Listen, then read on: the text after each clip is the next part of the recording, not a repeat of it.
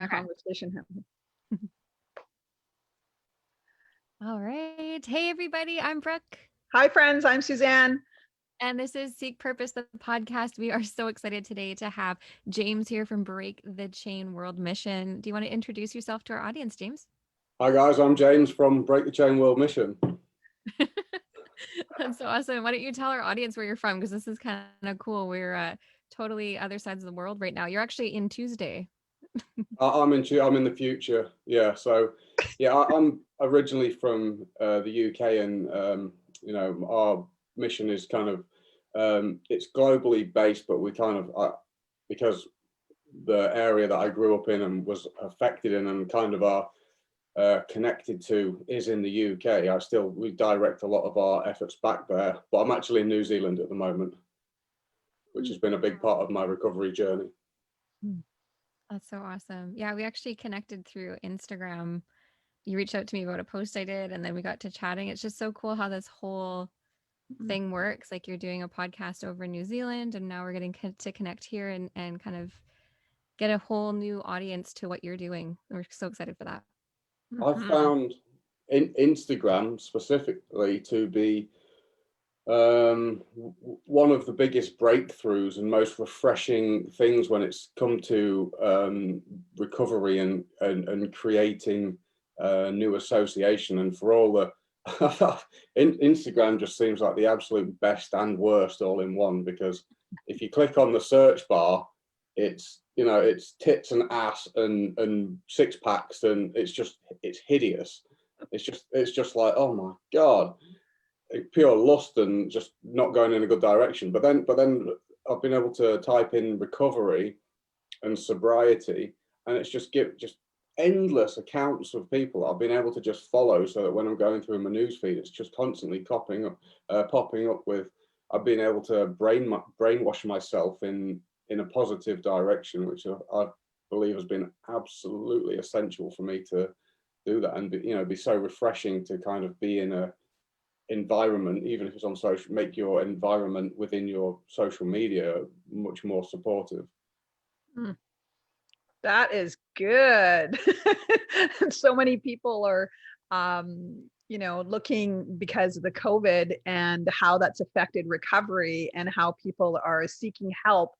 That's really refreshing to say. And, how we can really find ways to, embrace ourselves around sober, mindful thinking, spirituality through things like social media and Instagram and TikTok and Facebook.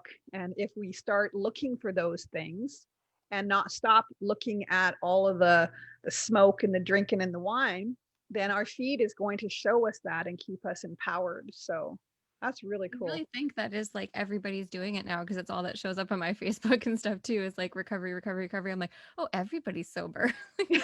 Everybody's doing this. It's so trendy now, but really it's just because that's all I look at. So that's all I get fed from ads and all that kind of stuff, right? That's kind of what's in our sphere. I speak to a lot of people who have taken up a spiritual journey, and then they're telling me that there's this big conscious revolution, and that it's all going to be okay. And I'm like, I think you're just entered into that sphere, and you are now surrounded by that, because the people who I talk to on a daily basis, yeah, they're not really experiencing that to be a reality. And when I look at Facebook in general and the news in general, and it's kind of like the majority of people are plugged into something very different to that conscious evolution. It's just, yeah, I think that the average Facebook feed or just general consciousness and reality for most people is kind of very different to that. Yeah, I went to a spiritual teacher of mine was giving some talks recently, like quite heavy stuff. Because I follow quite a serious spiritual process, and he was saying, like, he's nearly 70, and he's dealt with people who have been very serious, who kind of all in on this, like given up material life and was just all in on spiritual life. And he was saying that over the years, the thing that has dictated whether people stick at what they're doing or fail has been entirely practically down to their association. Mm-hmm. And every time that they've failed at that, and I mean, it's practically the same as just, you know, sobriety in itself. It's non-different, or whatever it is that you wish to do in life or your goals. You know, if you choose the wrong association, you will fall off the wagon over time. Who said to me, yes, I think it was yesterday, someone said to me, if you sit in a barber shop for long enough, you're going to get a haircut. Oh, they say that over there too, huh? That's awesome. Or I like if you go to the skating rink and go on the ice without skates, you're gonna slip eventually. Yeah. Usually fairly quickly. Yeah. All right. Well, we would love to hear your story and what got you into recovery yourself. My story. I'll look at it kind of retrospectively. I was always an addict. I was always addicted, like sugar from a kid. I was a complete sugar fiend. My parents owned like a petrol station. It had like a little mini mart shop thing, and I would eat like 4 chocolate bars in a row. I don't remember being told not to do it. I don't remember being like, "You're a crackhead, stop it." You know, like this is not going in a good direction. And like none of my family or society, I don't believe, had any awareness of addiction. Certainly not when I was a kid. It just wasn't even a thing anyway. So I was just like that, Coca-Cola and whatever else it was, just getting high off that. And then it went into extreme sports, and I was kind of like chasing some high there. And then,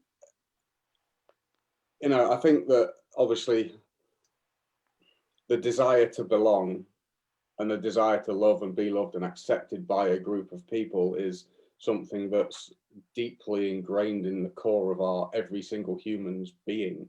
Everybody wants that so desperately, and I became my association with. I'd never really fitted in everywhere. I was so desperately wanting a best mate or a group of mates or whatever. And it just kind of like seemed to just like be always on the outside of everything. I never seemed to fit in anywhere. And then when I went to secondary school, I kind of found this small group of friends where it was all kind of quite naughty, outcast type people, and you know, and they I fitted in with them. And what happened is like whatever they did, I did. And it was completely down to this association. It happened to be that's the place where I happened to feel like I fitted in. So, you know, I started smoking weed when I was 11 or 12 or something. And I did that up until, I don't remember having any real interest in doing hard drugs. I remember being actually like scared of them. Like my mum told me if I did drugs, I'd probably die. And I pretty much thought that that might be true. But I think I was 17 when I first tried hard drugs, and you know, all my mates were doing it. And then there's a decision you have to make. It's like, am I gonna have no friends, or am I just gonna do it? You know, especially being a lad, being a guy, you're just like, you know, your ego and just like, I got to do it. If the boys are doing it, I'm doing it. And I did it, and then turned out I quite liked it. And then I don't really know, you know, after I'd tried it the first time, I don't really know exactly what happened because it was all just a blur until all of a sudden I was like, I've done this every single day for 10 years. And that was, you know, like a denial, and it was like a cloth got pulled over my eyes, and I was just like completely ignorant. It's the only word I can use to describe it. I became ignorant of reality, of my family's feelings, of the feelings of things around me, of the impact on my own health and my body and my finances, and all these things was completely masked over. Now, retrospectively, again, looking at that, obviously, like, you know, it was fun, and you do it, and you just that's the point where you just do not think, because without the hindsight, what's to worry about? You don't know what an addiction is. There's no reason to have any fear or concern about it. But the thing is, you know, like obviously drugs are expensive, and I found one in particular that really kind of resonated with me, which was ketamine. But you know, on top of that, I was just tried practically every single else. I've smoked meth, I've done crack cocaine, heroin, MDMA, LSD, and quite often on a weekend I would use all of these things at the same time. And that again, because I ended up getting into an illegal rave scene, because another one of the things, obviously, when I'd always been this kind of outcast in this outcast situation, and then obviously once you start doing drugs, and in the UK, I don't know what it's like. There's like a hard line between people who do drugs and people who don't, and there's a massive amount of judgment from the guys who practically alcoholics and going down the pub and going out in town and chasing the girls around. These guys, like the more jock type of guys, I guess, have a massive amount of judgment towards like you fucking druggies. Yeah, I mean, like this massive amount of judgment. And like, so we was kind of like, every time we try and go down the pub or something, we get in a fight. So it was kind of like, we was just so not feeling welcome or belonging in any of these situations. It was just like, right, we just got to go party with speakers in a field or in a barn or in a warehouse. You know, and then the culture that we got involved with that was just so heavy. You know, like it was a lot of, you know, there was a lot of drugs, and it was so normal. And it just came to the point where it's just like everybody was basically having a rave party every single night, every night of the week. Someone had around 10 to 15 to 30 people around someone's house every night. You know, like a Tuesday was like a massive party to most people, and that was every night. And so everyone was using drugs all night, and then you waking up in the morning, and you know, especially on a Monday morning after a weekend, and you're like, there is no way you can survive the day if you don't have a little bit of something just to feel not. So then, you know, that's the process where it took over my life completely. And obviously you can't afford to do that, so I started selling a bit to my friends. And then, you know, you realize that it makes it free, and then you're like, oh, I like that. And then progressively over time you're selling more, and then all of a sudden you're selling loads, and it's getting serious. I actually nearly went to Crown Court. I did two things. I got caught selling weed at school. I crashed my car into the back of an old woman at traffic lights, passed out, and I nearly went to prison. My mum had to, I completely shamed my family business in the town. You know, name on the front page of the newspaper, you know, boy from local garage sells drugs and all, you know, it was awful. And, you know, I was completely ignorant in this state. I was disconnected from what people were thinking. I was completely selfish. But, you know, and then it got to the point where it was like, I was like, if I'd got caught again, I would have gone to prison, like big time, gone to prison. And there was actually, I think it's probably the first time when I really, and during this time, my health, I had pains in my chest. I had pains all around my groin. I couldn't, you know, I was going to the toilet super regular. I couldn't hold my urine for more than 15 minutes because it was like, you know, like it was doing things to my body that was serious. It was like, this is like going to kill you, and certainly going to give you internal damage that's permanent soon, which is why at the time I never thought I would see 30. So yeah, all this is going on. I was going to make a point and I can't actually remember what it was now. Oh yeah, it was the insight that I had when I was 23, and it was like, if you get caught again, you go into prison and you can't handle that, and the people around you, that's going to be bad for them. And it was actually when I was 23 that I was so unbelievably lucky that a very good friend of mine basically helped me as if I had like a full-on mental health problem, which I did really, an addiction. I don't think, it is. And he literally completely sorted everything out for me, paid off my debts twice, and basically sorted out a passport and put me on an aeroplane to Australia. And he's like, go. And that was kind of, I guess, the start of my recovery, because I didn't want to quit. And even I was in so much denial, and even amongst all that, I just didn't see any option to my life being that way. And then I remember, like it was just like getting the cord to my comfort was just snip. And then I remember being in Australia, being like, what is this? You know, and I realized how the problem that I had was more than just drugs. It was environmental, and the friends, and the fun, and the, you know, the whole the humor and everything that went with it. I realized it was all a part of this picture, because I tried drinking for a month straight, and it just didn't work. It made me feel horrible. Hate drinking, and you know, I was lucky that I did, because if I'd liked it, then I'd probably have been an alcoholic. But yeah, that happened, and then you know, I really realized how, even when I tried to do drugs in Australia, it just wasn't the same. And it showed me that it had been so much more about being a part of a group and being accepted. And there was one thing that was actually a massive catalyst, that probably was the most important catalyst in this whole thing, is that one of my best friends killed themselves not too long before I left.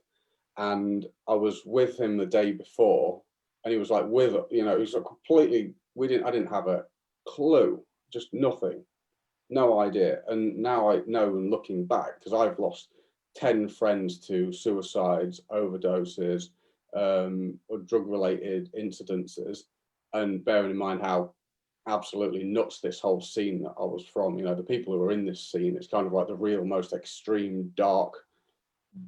It looks, I mean, it looks cool, and all the flashing lasers and the techno or whatever else is going on, but underneath that, people are not dealing with any problems. It's so, everyone's got this mask of ignorance pulled over them in such a deep way, and it's just, you know, there's just real epidemic of just catastrophe coming out of this scene now. Yeah, so that was the thing that made me think, right, I'm just out of here. Yeah, so I guess that's my story up to the point of but that's the everything to do with the addiction, and up to the point of leaving, and nothing to do with recovery. Because Well, we you definitely know, want to hear that part, because that's the magic. What did happen? So you're in Australia. It sounded like you had a lifestyle addiction. Like, it wasn't just about the drugs and alcohol. You really wanted the lifestyle. It's hard, especially when you lose people. The lifestyle stops being so glamorous. And yeah, I know I just resonated with so much of your story, and it's crazy how it doesn't matter if you're in Canada, if you're in the US, if you're in the UK, if you're in Australia, addiction is the same. It takes us all out. And yeah, so let's hear about the recovery part. What happened in Australia? Like, when did you finally say enough's enough? I'll just mention one thing quickly before that. It doesn't, the story that I've just told might be quite an extreme version, but it doesn't matter what you're addicted to, or what the circumstances are, or how extreme it is. What I've just said there is applicable to absolutely every single person on this planet, because we are all looking to belong in a place, and we're all susceptible to certain behaviors based on this desire to belong in a situation. And any of us could end up in an undesirable situation with a seriously bad habit through this set of circumstances. So regarding recovery, I just ran away. So you did a geographical cure. Just There was no cure. There was no cure. No. So I just ran away. Didn't. And people say, "Oh, you're just running away," but what's the, you know, the function of me leaving was survival. If I did not leave, I would be really messed up right now. If I was here, if I was, and I doubt it. I doubt it. I couldn't have, you know, I couldn't have done that for that long. So it's just like, what do you do if you don't want to quit? And yeah, maybe you don't have to go to such a extreme, you know, lengths of doing the polar opposite side of the world. But maybe it's just like, oh, I'm going to move 4 hours away to grandma's, or You know what I mean? Or just like it can be anything, because if you don't get that the perspective to see things as they are in reality, without this veil, you've got to take this veil off and just be like, well, what's going on out here? It's like, oh, mum's depressed. I've completely ruined her life. Oh, dad hates me. I'm angry, and all these things that are going on around me. It's like, oh, all my friends are annoyed with me, and actually, I've been really, really selfish. And you know, then there's a lot of guilt and shame and things that you've got to deal with, that you definitely want to dive back into that pile of powder again, which was good for me to give myself a perspective and remove myself from the situations. It wasn't so easy just to be like, no, I'm definitely going to bury my head again. That was essential for me. If you know, if you can't you can't go to rehab, or because not everybody's got the resources available, and I certainly didn't want to go to rehab. I had no interest in that at the time. I'd love to go now. I think it'd be absolutely fascinating. It'd be like fun for me. But there was there's obviously a massive amount of work to do between then and now to get me to a point where I actually enjoy doing emotional work. So for 5 years, I would say that maybe more than 5. It's been 7 since then. So this is the amount of time. So if you just run away and don't have any process, basically the only options that you have in life to deal with this is to chase one idea after the next, trying to find satisfaction in it. So I'll reel off a list of the things that I tried doing to find some satisfaction and happiness. I tried alcohol. I tried having a girlfriend. I tried starting an online business so I could travel the world. I tried having a well-paid job. I tried, getting a house and a comfortable situation. I tried extreme sports, which had always been my thing. I tried, I can go on and on with this list. I tried eating myself to death. I practically ended up with a food disorder. I became borderline bulimic at one point because I was eating myself to death, and I'd feel so sick. I mean, like I'd eat like a 14-inch pizza and then a packet of cookies because I was so empty inside. And that was only around 2 years ago that I was still doing that, because I had no process. And then I would have to make myself sick to sleep, and I was in anxiety all day. I was like that, and my neck was all stiff. And in that situation that I was in, then I had I was living in a really nice house. I had housemates that were I was earning some money from the housemates living in the house. I had a really good job. I had a girlfriend. I had all this stuff. And so I'd set down this material foundation that was like, this is cool. And it was practically the worst my anxiety has ever been. I was going in these mineral hot pools, like doing all these really nice stuff, this, love yourself crap. I was giving all that nonsense a go. But it didn't work. It was void. It was empty. And and the pain and the emptiness inside me was just getting greater and greater. And then one weekend, I live with this really hench Russian guy, but he's like a Buddhist monk sort of thing. He's just like super placid, but like tough bloke. And he says to me, he's like, bro, do you want to go to this free yoga and meditation retreat? And I was like, well, it's definitely not going to be bad for me, is it? Like it can't hurt. Everybody knows that yoga and meditation is going to be good for them, don't they? He's just like, it's not going to be a bad thing. So I went along, and they were doing like singing, like singing, chanting mantras, and and I was just like, but to me, turning up and walking in, was like, they're singing. It looks like church. And I was just like, and someone from the UK just can't handle stuff like that. It's just like, like, what if my mates saw me doing this? This ain't cool. This isn't cool. This is going to be embarrassing. and fortunately, this thing went on for 4 days, and it took me a good 24 hours to start singing and giving it a go.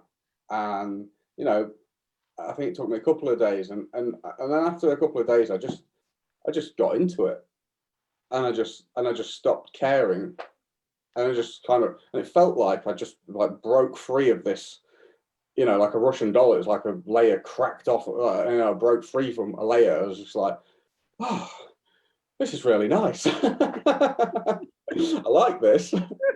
You know, you know, it's not quite kumbaya. I still think I would have a bit of I'd find that quite difficult, but you know, it's in a Sanskrit, and you know, and after that weekend, it had really shown me something. And then I went really deep into the philosophy of the whole thing. And over the next year, I really battled back and forth with hanging on to the old version of who I was, and like literally like don't really want to let go of this. And you know, someone says if you want to recover and get sober, you don't have to change anything. You just have to change everything.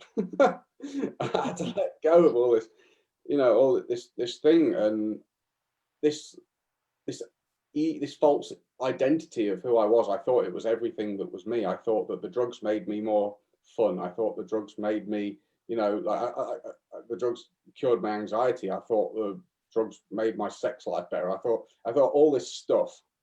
And for me to let go of that was like letting go of everything that I thought was good about me. And letting go of that actually made way for everything that was actually good about me. Because everything I let go of, I do not want any of it back. Not now, but I was completely an illusion at the time.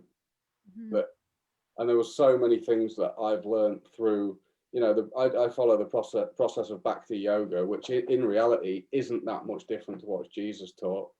You know, truth is truth. You know, one thing I've learned is that all these different teachings of the world, they're all the same. And when you look at the 12-step program, it follows a process like, you know, obviously admit that you have a problem, surrender, and then it's got this bit about looking at all the things that you've done wrong, which is fundamentally karma and karma yoga, you know, and then go on to do service and keep yourself in check. And fundamentally, that the process, the 12 steps, Bhakti yoga, Christianity, they all give you the same process. And I can, you know, safely say that there's one thing that is diametrically opposed to us being the center of things and just trying to enjoy the world selfishly. And there's things that I've identified to be massively problematic that oppose these programs. They're, you know, anger, greed, selfishness, pride, big one for us Brits, you know, and all these things that it's just like all of this had to go. And and because you know, I was so lucky because I had this pride and this false identity that I had to let go of. You know, I was lucky to get in, very, very kindly be taken care of by the forces that be, that allowed me to get through that barrier of pride that I had, but actually showed me is like, look, all this spiritual process is exactly the same as the 12 steps, and has got me to a position now where I can actually stand there and say, the 12-step program's brilliant and it works.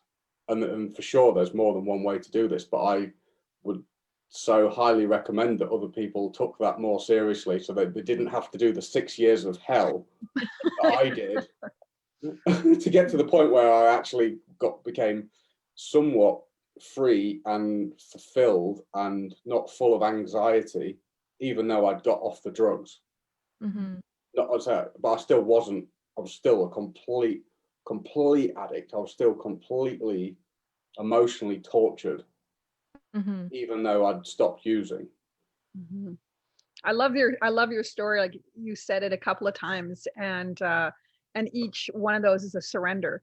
You know, like going in and allowing yourself to just let go, you know, and fall into that place that I can only relate, and it sounds like you too, and most of us are so fearful of letting go of, and just surrendering and letting go. And when we do, it's just like, then you get through the other end and you're like, why did it take me so long? Like we had this shirt in And one of the stories of the gals that came on as a guest, her and her daughter, she's like, yeah, I let go with claws, you know, like we hang on. It's just so treacherous. It's like a soul sickness that is within us, that somehow it has been cultivated since birth, really, through our environment, through what we learn, through our relationships. And, you know, it's so false. So much of it is false.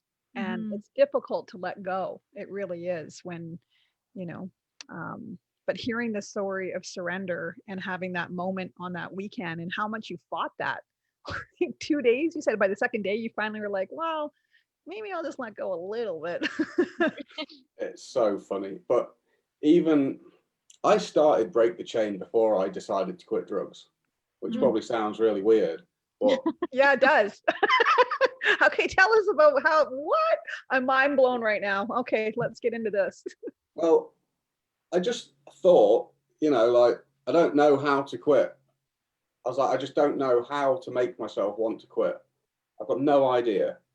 I've been away for 6 years or I guess 5 years at that time. So I just have no idea how I'm going to make that decision.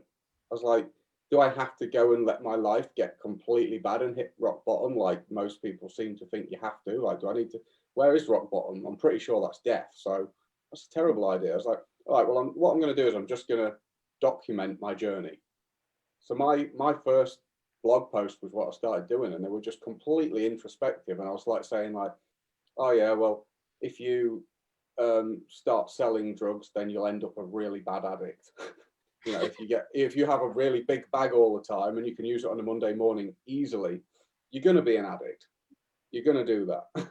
So don't sell drugs. You know, it's much better to be broke than it is to be an addict. Trust me.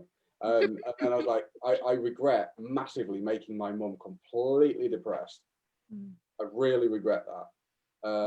I regret that, you know, my friends kill themselves and I don't know what's going on at the time. And, you know, I've not had that awareness. And just this, you know, I mean, I just like laid out these stories so that other people could possibly read them and relate to it. And after I was so scared to share the first blog post, like fear of judgment has been always been a really big thing for me. Fear of public speaking, fear of I wouldn't read a book in class. That for me was like hell. You know, I just couldn't. Stop describing me. I can't handle it. We're all the same. Though. Sorry. Right. We're all the same. Check. No one talks about this stuff. We just pretend to be okay and that we're confident and we're proud. And we do these things and we're in denial of these things, and we're put on this mask and this false facade to other people so that everyone's thinking, oh, they've got it together. I'm just a fuck up. I'm so worthless.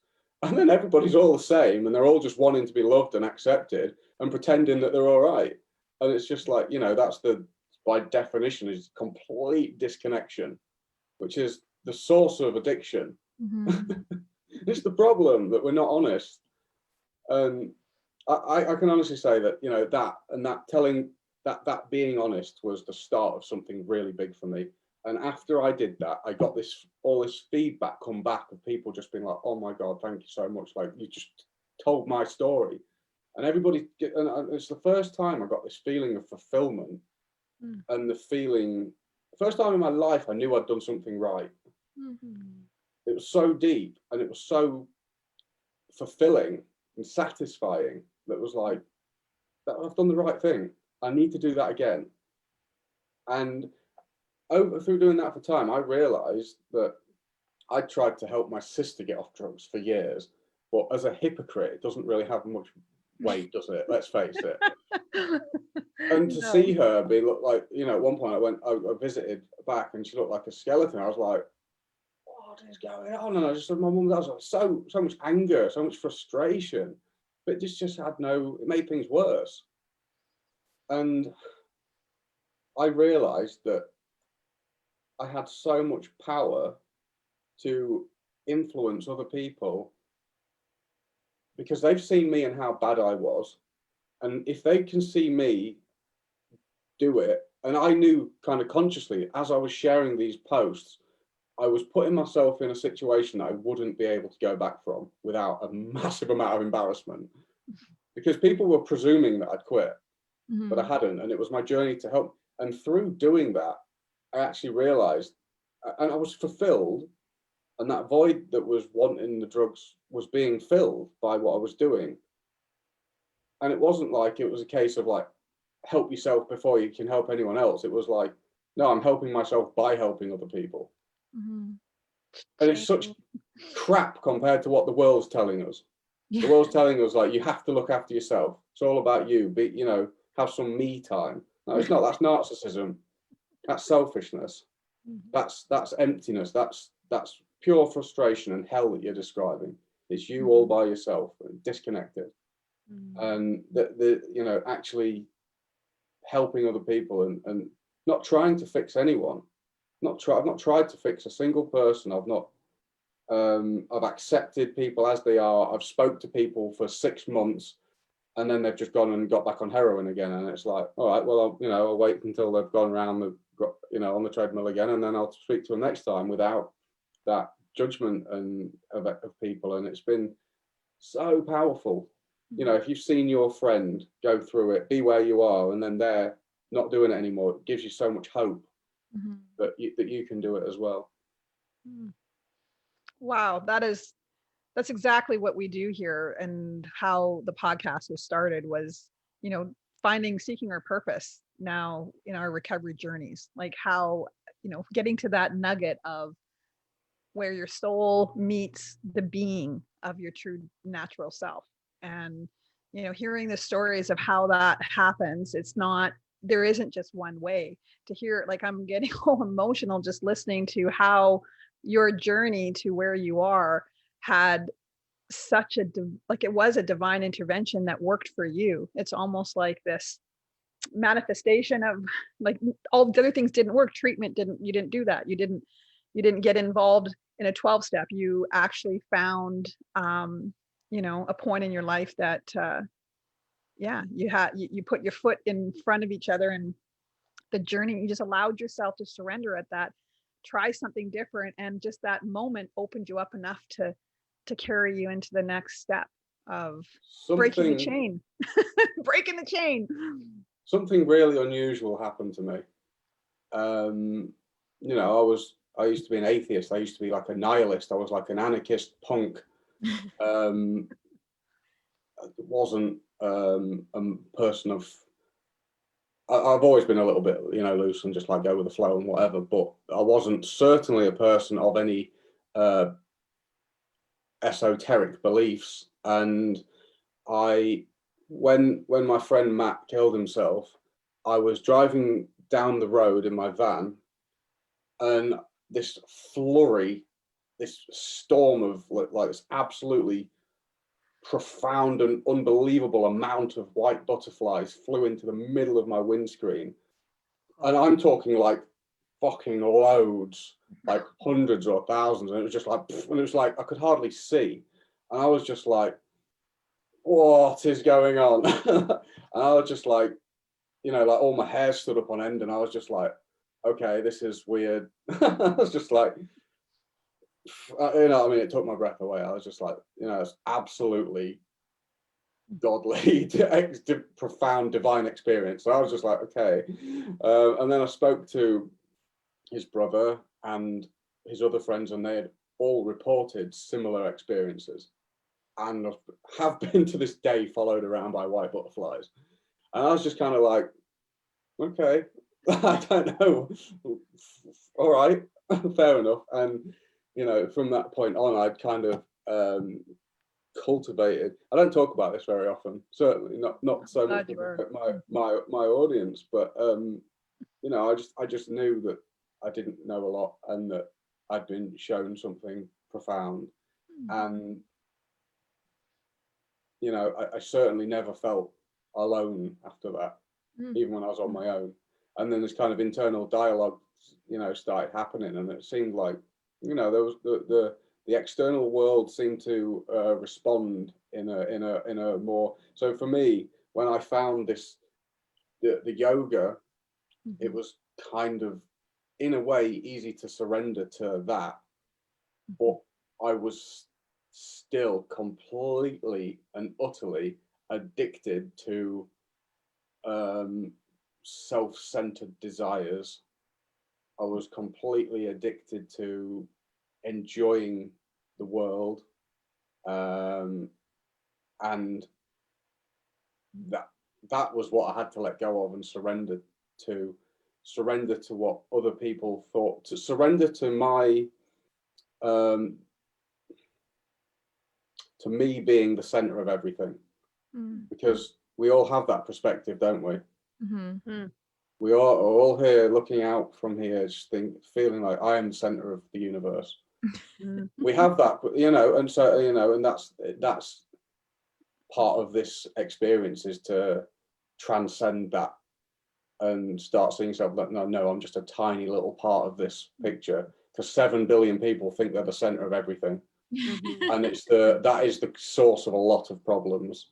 Mhm. So to surrender to not being the center of things, and what I believe to be the most important part of leaving a remotely peaceful and happy and and being free from addiction and anxiety and mental health problems and all of the good stuff that we really enjoy, is to we need to prioritize and make sure that what we put as the number one priority is not ourselves. Mm. Mm. Because if we put Amen. ourselves as number one, it just doesn't go well, No. ever.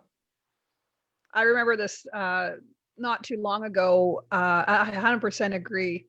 When, you know, I felt like my spirit was like waking me up, and I was consumed with actually financial insecurity. It was just like, it was crazy. We had to put our house up for sale. It was just like so consumed with how we're, you know, everything was like how we're going to do this and how we're going to get through that. But even though we had faith and we're praying and everything, and my realtor came into my life, and you know, ended up not having to sell, and it was wonderful. And I asked my husband to please just handle this, you know, the end of, you know, signing all the papers to take the house off the market. And I said, and my realtor kept calling me and calling me. I'm like, oh my God. I even text her saying, please call my husband. But she kept calling and calling. I was just like, what the hell is going on? Why? I answered the phone annoyed, you know, because my world was more important at that point than answering this telephone call. So I'm listening to her. And it ended up that from that phone call, she came back into my life, and she's actually in recovery now.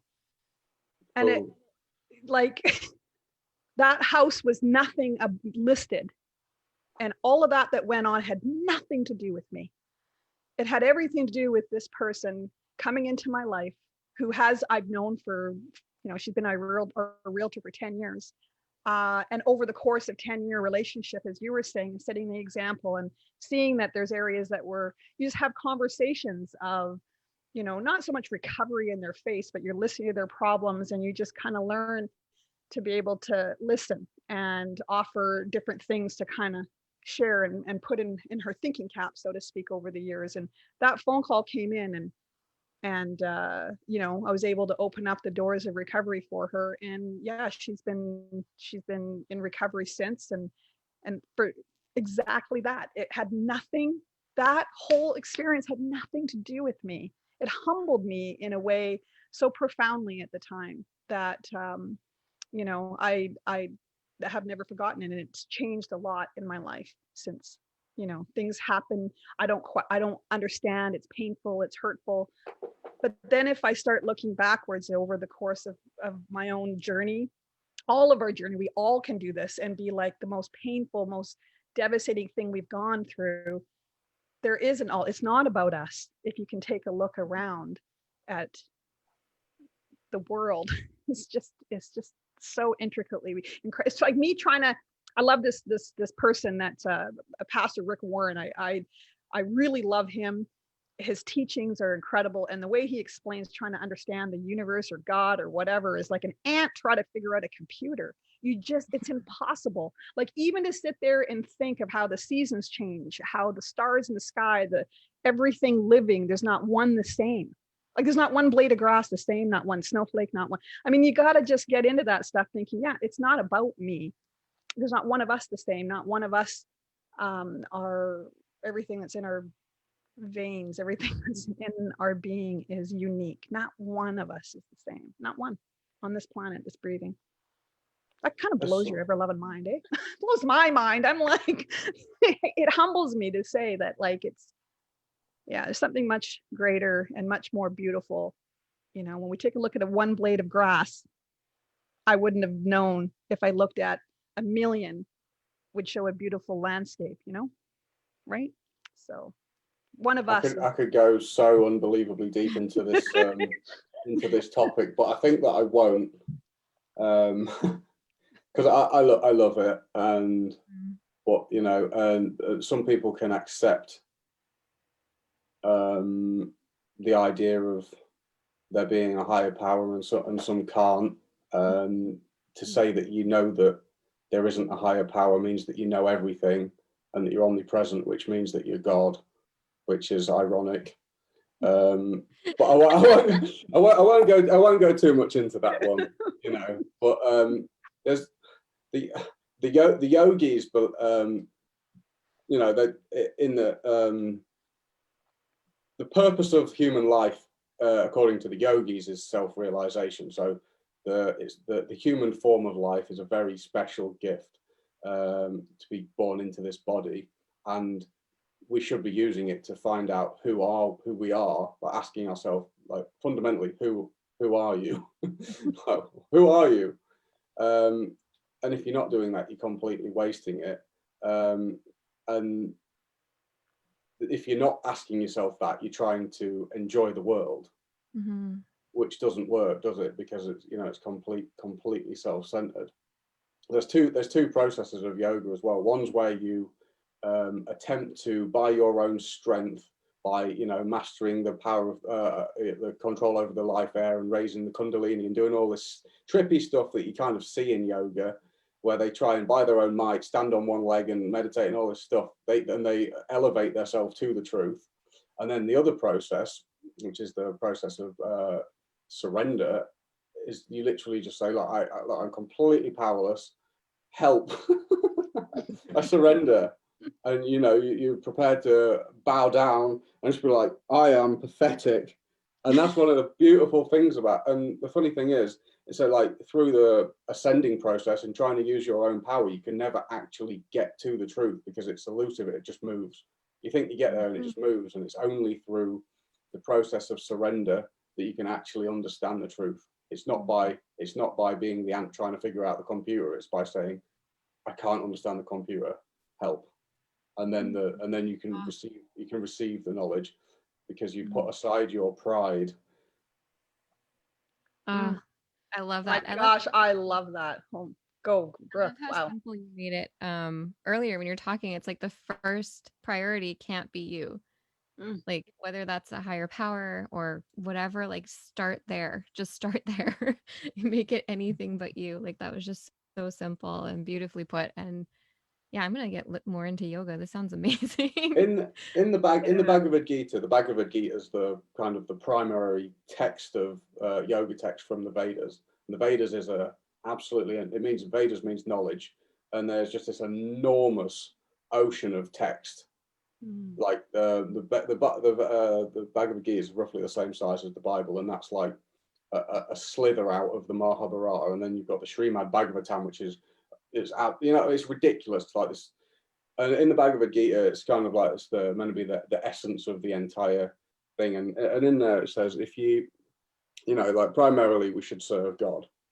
If you can't serve God, serve your community. If you can't serve and it kind of lays down this order of things, like, if you don't believe in God, serve people on the greatest scale you can. If you can't do that, serve that. And, you know, last case, if you can't serve your community or or your family, you know, do whatever you can, but for God's sake, don't serve yourself.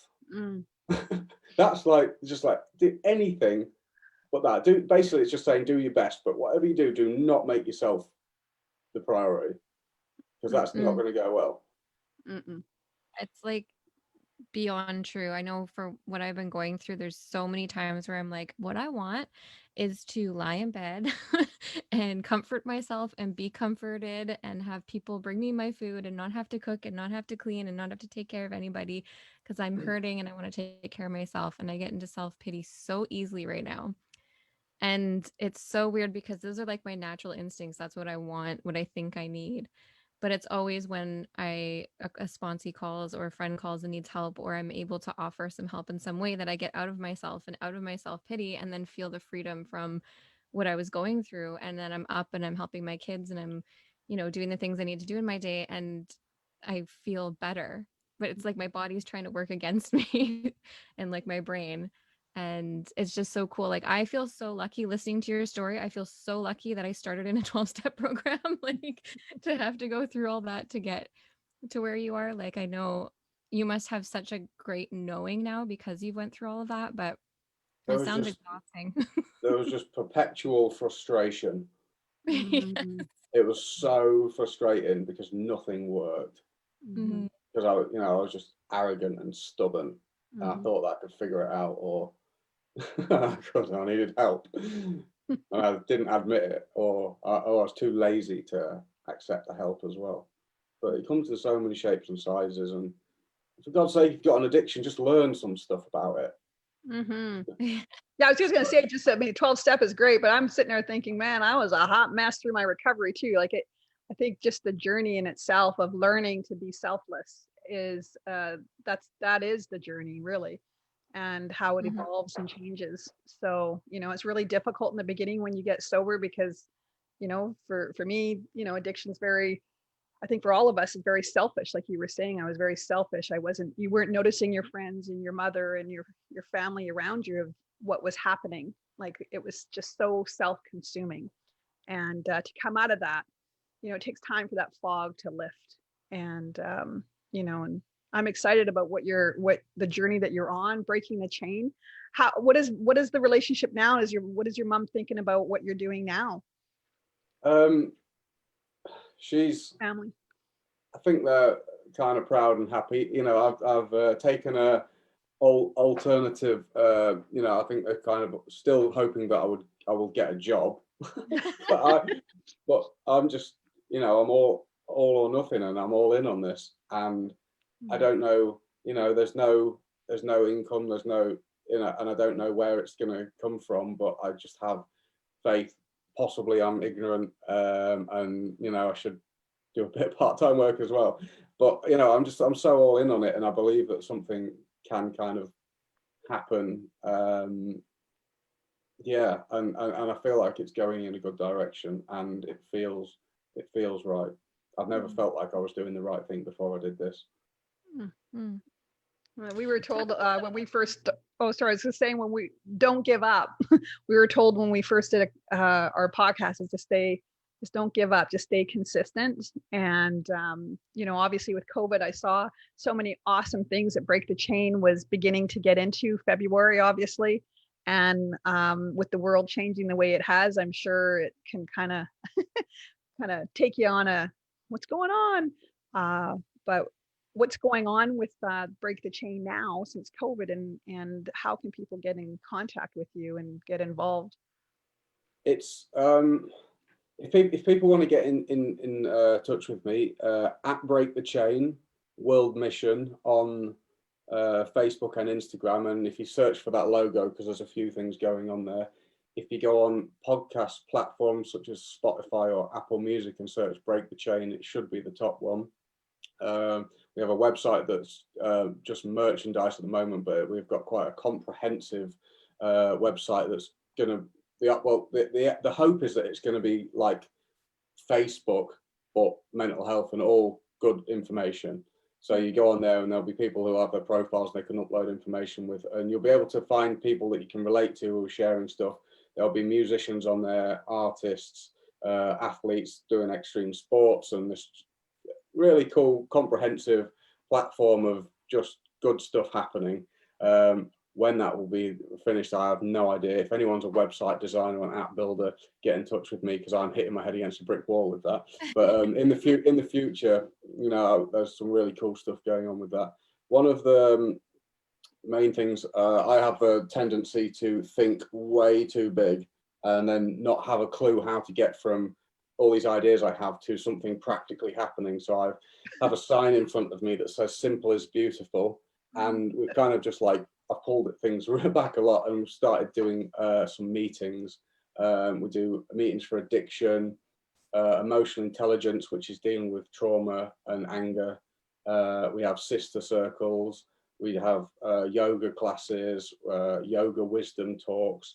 And if you go onto the Break the Chain page, which is if you just type in @Break the Chain or @Break the Chain World Mission, you'll be able to find everything that we do through Facebook. So yeah, I've got all sorts of stuff going on, and I have no idea where it's going. Stop saying our story. God darn it, you've been doing that the whole time. I don't know what it is about you guys, but and I don't remember exactly how I got in contact with you, but I just really liked it, what you guys were doing. I don't know why. You know, your branding, you know, the quality of what you put out, and you see the amount of effort that you do it, and it looks professional. I don't know whether it's like me, and mine kind of looks a bit professional, but behind the scenes, not a clue, and just winging it. But you know, it looks good, and it looks great, and I get a good vibe from you guys. Aw.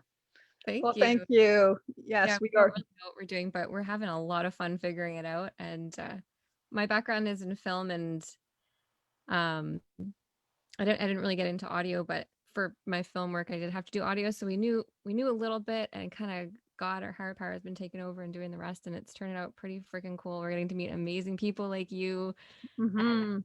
and because of COVID, we've been meeting people all around the world. We were really going to keep this local and just have it in a studio because we wanted to keep the quality high, and we thought the Zoom sounded kind of off.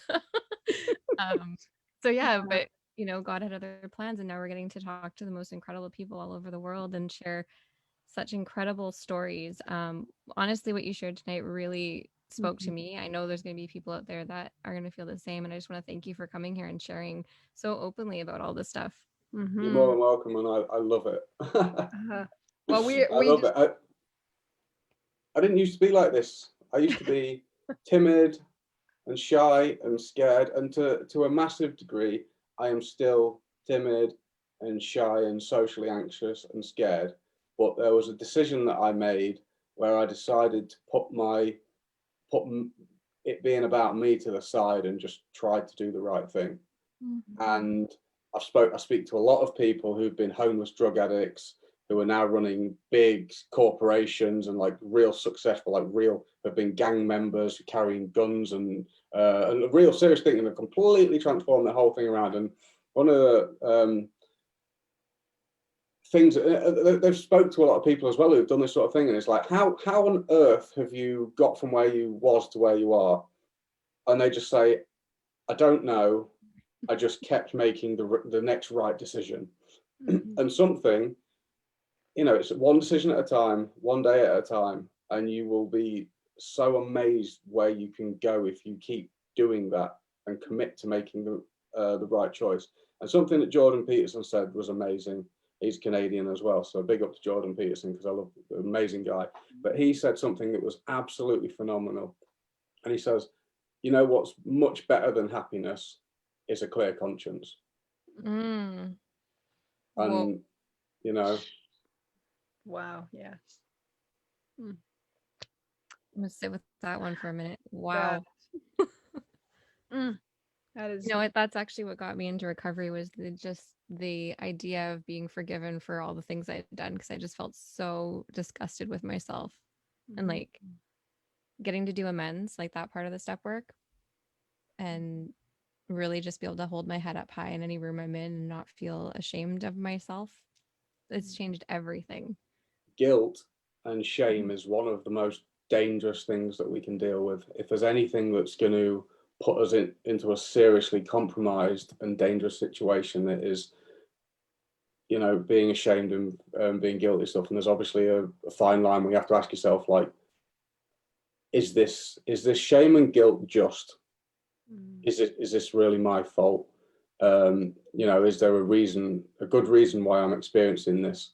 And if yes, take action against that. If no, leave that behind. But there's something that I was going to mention. I don't know how much longer you guys want to go, but I was going to mention something because, we're talking about service a lot, and, we've spoke about it from a position of faith a lot as well, which, we're fortunate enough to have that. And I know that not everybody does. And I doubt that anybody who doesn't made it to this point in the podcast. But if you are still working, about these service and acts of kindness, it's scientifically proven on a biochemical level. There's 4 chemicals, reward chemicals, that are responsible for how we feel: endorphins, dopamine, serotonin, and oxytocin. Endorphins is like the body's own opioid system. It masks pain. It's essentially like your body's own heroin system. But when you go running, or it releases that, so you're not in pain. So you can get that all by yourself. Dopamine, I'm sure you guys know all about that. It's what we're all into. Any addict is completely into dopamine. It's drugs, scrolling through your phone, sex, gambling, crossing things off of a list. Basically, anything you can do by yourself to make yourself happy is all dopamine. If you are only releasing that all the time, you feel jacked up, you feel anxious, you feel edgy, you're just like, oh my God, because we're not getting any serotonin or oxytocin. Serotonin's, you get that from genuine feelings of pride, from not taking the easy route, or the easy and comfortable route, which everybody goes for most of the time. We go for that quick fix. Everybody in this society is completely addicted to comfort and convenience. Everyone, and when you try and ease that out of people's grip, they're going to kick off because they're completely addicted. And society has a massive addiction at the moment, which isn't being addressed. They're just pointing fingers at the drug addicts. But that's so serotonin, and this is the most interesting one, is oxytocin. The only way, and this is the one that's responsible, serotonin is responsible for happiness, and serotonin is responsible for feelings of love. And the only way, we get it from physical touch, but the other way that we get it is through doing random acts of kindness. When you do something nice for someone, it releases oxytocin. Not only do you get it, but when you do something nice for someone else, they get this chemical as well. When someone sees you do this, they get it as well. So when you do these acts of kindness, everybody gets this, and it spreads. It's love, and it's spreading. So it's not just like it's on some, woo-woo thing where it's like, oh, if I don't believe in that, I can't believe in it, because it's across the board, acts of service and kindness. It doesn't matter what angle you come at it from. That is the answer. And when you have enough oxytocin present in your system, it's really hard to be addicted to things. That connection that you get from that, and it's all about connection, as John Harry says in his, is proved in his Rat Park experiment. It's completely the cure for addiction. And as we was mentioning just a moment ago, shame. If you feel ashamed, it inhibits the production of serotonin. So if you feel ashamed of yourself, you can't be happy. It's not possible. Which is why it's really important to know that if the guilt and shame isn't just, you need to figure that out pretty fast.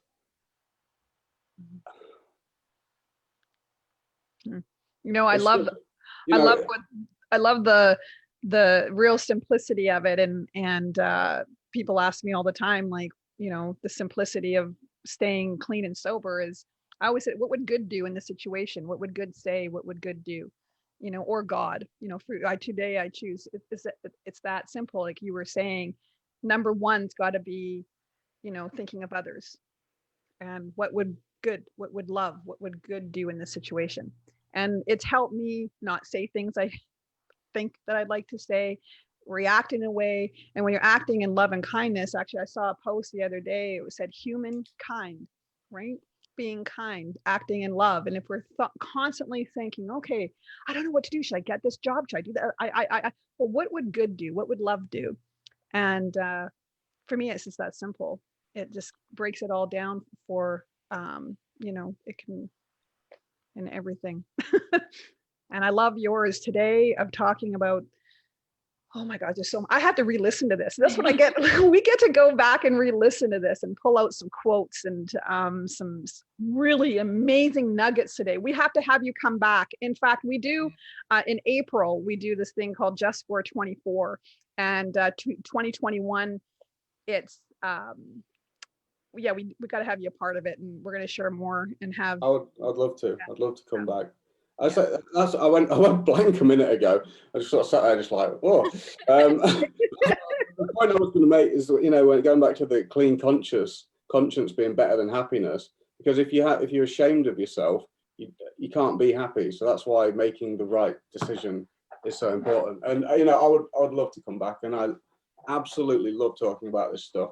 And one of the things that I love doing, is making people realize how simple it is. Do you know what makes us think that it's complicated is our desire and our selfishness. There's a simple choice that we get to make in life. It's like we either go that way or we go that way. It's like, am I going to be a selfish prick, or am I going to do the right thing? What would love do? What would good do? What would good do? Right? That's it. Selfish prick, or acting kindness and thoughtfulness, and yeah. It's so good. I wish we could talk. I know I want to talk more, but we unfortunately have to close her down here. And for those of you who want more, you can definitely get more from James Dear. And I love the name, James. Is that like your real name? I love it. Anyway, so James Dear, Break the Chain, and we are going to put all of that information out for you so you can connect and hear some podcasts of his and get connected.